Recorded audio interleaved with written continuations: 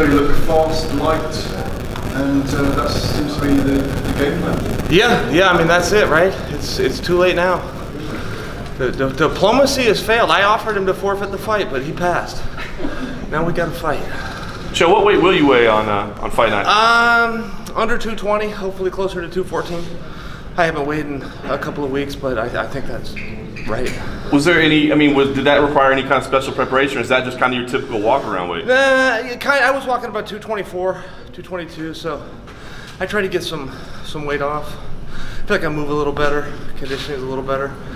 I haven't checked, but I bet I'm right. 218, 214. Have you seen Rampage yet this week? Because I haven't seen him. Have you crossed paths? No, and I've been very curious. I saw him about 13 days ago, because I'm curious what he weighs. It's a kind of a sign of, you know, his conditioning too. So no, I haven't seen him yet. Interesting. You've been a part of so many big fights in your career, but this week's such a unique opportunity. I wonder what this moment feels like. You know, the anticipation, the thought, being a part of something unique like this. Yeah. You know, world title fights, they just don't come along. Those opportunities are just very tough. And, you know, so you get to be part of a tournament. I prefer tournaments. Sport has so much politics. You know, it's very tough to get into those spots. And that's just the history of combat. But, you know, when you got a bunch of guys telling Coker they're all the toughest, and he goes, well, hell with it. I'll just put you all in a tournament. Whoever's left standing, put the belt around. It's a pretty fair way to do things.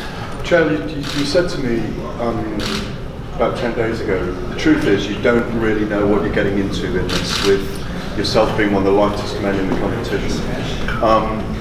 Do you think it could potentially get something special out of you, though, in what might be the last run in your career? Yeah, I suppose so. Yeah, I mean, looking on the brighter side, but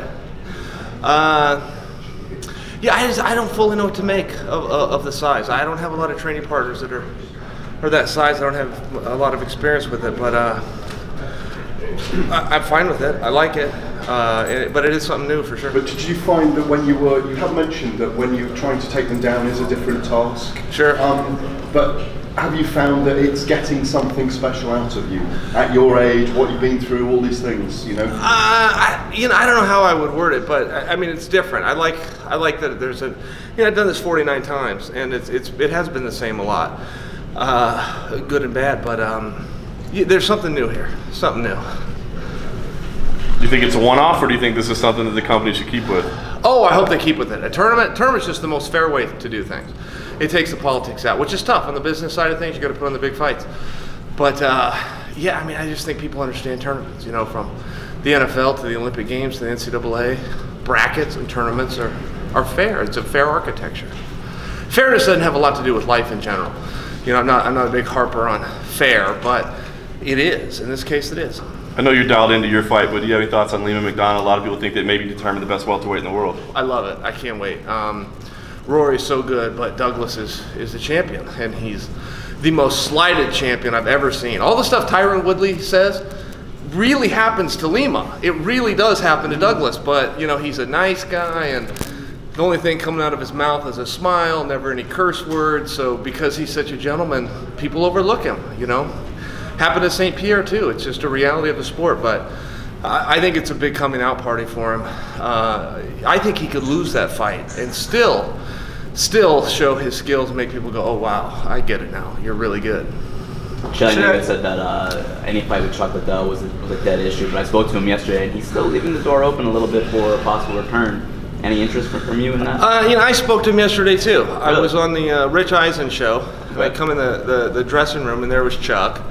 And it was heated, yes, face to face, and it was awkward. And you know, I was doing Eisen, and he told me, "You got a message for Chuck? He'll be here tomorrow." So I gave a message to Chuck, thinking he would be there tomorrow. Turned out old Chuck was in the back watching it on the monitor with my mother.